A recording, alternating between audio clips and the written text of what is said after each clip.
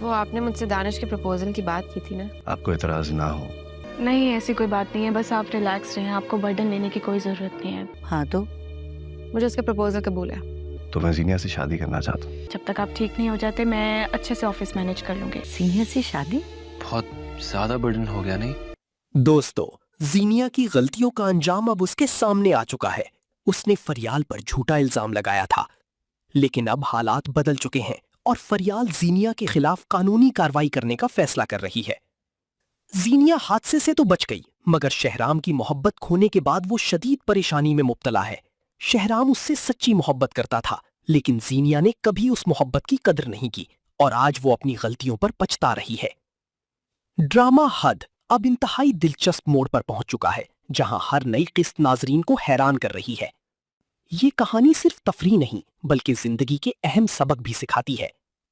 आपको क्या लगता है, क्या जीनिया के साथ जो हो रहा है वो दुरुस्त है? अपनी राय कमेंट में जरूर बताएं और वीडियो को लाइक, शेयर और चैनल को सब्सक्राइब करना ना भूलें।